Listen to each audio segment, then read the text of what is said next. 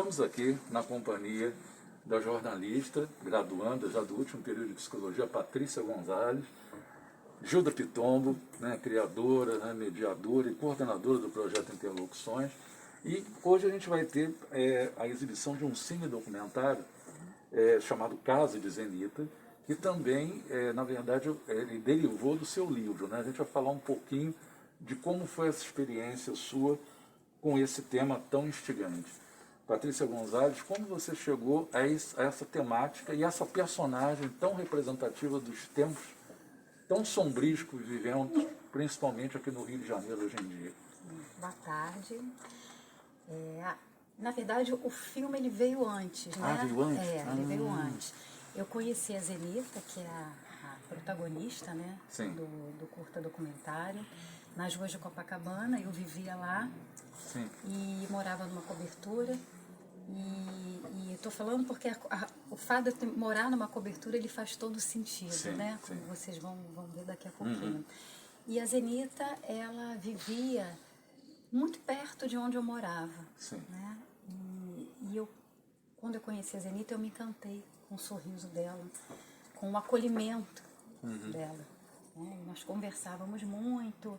E à época minha filha era bem pequenininha, recém-nascida, e muitas vezes eu passeava com a minha filha ali no carrinho, e ela conversava com a minha filha, ela presenteou a minha filha com um par de sapatinhos vermelhos, e eu fui ficando muito instigada com a história dela. Eu lembro que ela contou que tinha trabalhado na casa do Cacá Diegues e da Nara Leão, tinha sido babá da Isabel, da filha dele. Depois eu fui conversar com o Cacá Diegues sobre isso mais pra frente. E ela tinha muitas histórias. E uma coisa também que me chamava muita atenção é que toda vez que eu ia dar uma contribuição para ela, ela dizia que não queria. Porque ela dizia que ela queria a minha amizade. E eu achava aquilo assim tão...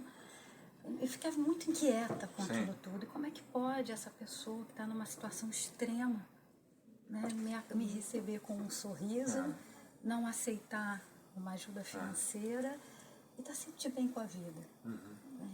E como é que pode eu morar numa cobertura, né, e ter o meu trabalho, ter minha família, meus filhos, e viver com tantas inquietações? E aquilo começou a mexer muito comigo. E eu estava fazendo uma pós em cinema documentário na Fundação Getúlio Vargas, coordenada pelo Eduardo Escorel, cineasta. E quando ele pediu uma sugestão de tema para o curta documentário, né, pelos alunos, não pensei em outra coisa a não ser falar da vida da Zenita. Só que contar a história dela de uma outra forma, a partir do olhar da minha vida, eu que morava, que eu chamo no filme, né, numa torre de concreto e de tijolo, e ela que morava no ambiente da rua, né? Que lar é esse? Eu estava comentando há pouco com a Gilda, né, que hoje, anos depois na psicologia, que as coisas começam a fazer um pouco mais de sentido para mim, porque a minha busca, na verdade, era por um entendimento da força daquele lar psíquico. Porque ela já vivia nas ruas há mais de 30 anos, quando eu a conheci, né? Ela foi acolhida várias vezes. Ela veio do Maranhão, né? Ela era uma índia tapuia, negra, né? Nascida no Maranhão. E quando eu conheci a Zenita, ela tinha 70 e poucos anos. Né? Então, toda uma história nas ruas. Teve casa, teve trabalho. Era uma cidadã, reconhecida como uma cidadã, né? Digamos assim, em termos legais. E ela não soube explicar como é que ela perdeu tudo isso.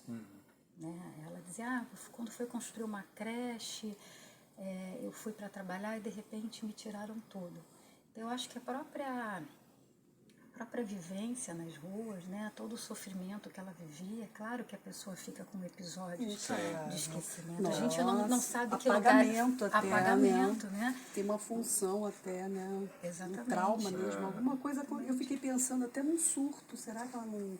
ela pode, né? Uma mistura de fantasia com realidade em determinados momentos. Algumas que pode ter sido internada e saiu da internação, foi parar na rua. Não sei, eu fiquei pensando alguma coisa assim, que aí ela não tem como... né? Tem muitas lacunas que o que ela produziu em termos de narrativa foi essa história, né? O que ela conseguia trazer ele como recortes, ou muito provavelmente o que ela criou como história, né? Até para ajudar nessa sobrevivência, para criar um certo conforto, digamos assim. Uma Né? zona de conforto mesmo em meio àquela... Há uma situação tão difícil, né? Complexa. A gente não... Eu falo muito isso no filme, né? Eu estou falando de um lugar que é um outro lugar. É claro. Eu não sei que lugar é esse. Isso é muito bom. E você traz, assim, você, né, mostrou de uma forma tão poética, Patrícia, assim, né? Tem uma delicadeza, vou assistir o filme, a maneira como você narra essa história também passou por você, né? Claro. Muito. Então, assim, tem uma beleza, sabe, assim, né, no teu olhar sobre ela. Muito emocionante, assim, muito... Ela é uma mulher incrível. Eu diria assim que a conhecer Zenita foi um divisor de águas na minha vida, para eu olhar as minhas questões. Eu vivi um momento difícil na minha vida pessoal, com muitos conflitos, né, e decisões, e com uma filha pequena, com um filho adolescente, um casamento, muitas demandas profissionais. Então, eu olhava para ela, hoje eu consigo enxergar que eu vi ali uma liberdade de ser. Um espaço de liberdade. Um espaço de liberdade. Mesmo em meio ao caos, né? Exato, numa situação extrema. Então, hoje eu começo a pensar nisso, né? Então tem um momento que eu digo, várias vezes, muitas vezes eu deixava a Zenita depois das filmagens, ia para casa com um sentimento profundo de culpa. Eu nem gosto de usar a palavra culpa, mas a palavra era culpa mesmo. Tem que fazer posso fazer alguma coisa por ela, né? Alguma coisa assim, né? Que ótimo, eu estive com ela sorriu, ela contribuiu com o meu trabalho, mas eu vou dormir na minha cama. Eu tenho um prato de comida me esperando. E ela vai para onde? Né? E várias vezes ela dizia assim, vai para casa porque tá tarde, aquilo me deixou. Eu falei, então vamos, né? A vontade de dizer assim, vamos. Mas não é tão simples. Né? Também não é tão simples. E o que representava Copacabana para ela, Sim. né? Isso é importantíssimo, né? Todo esse trabalho foi ambientado lá, em Copacabana, né? Porque Copacabana era o lar dela.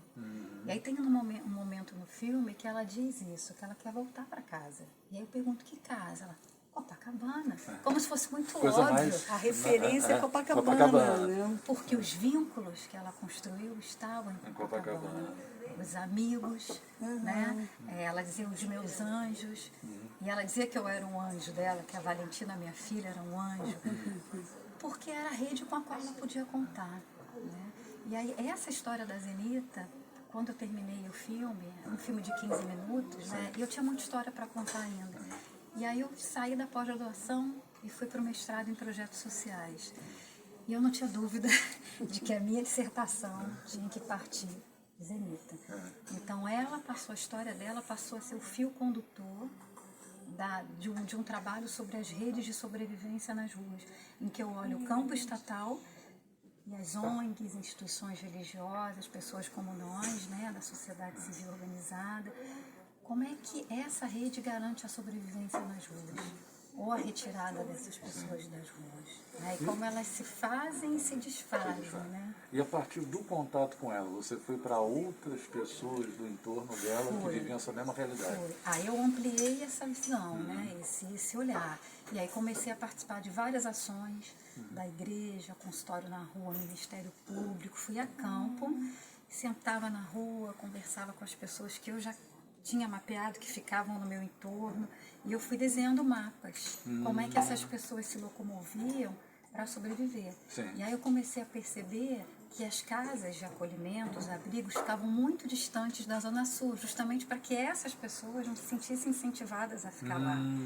Né? E olhando um pouco a questão da política higienista, não tem como não passar por isso. Aí, né? A reação dos moradores formais, né? Porque eu trago muito isso, morador de casa de concreto tijolo e as pessoas que vivem nas ruas, porque ambos convivem no mesmo espaço. Né? Como é que isso se dava? E eu fui construindo as redes de sobrevivência, os mapas, mostrando quantos quilômetros a Zenita tinha que percorrer para ter um acesso à saúde, por exemplo, já que ela não tinha documento, que é uma questão muito séria nesse segmento social.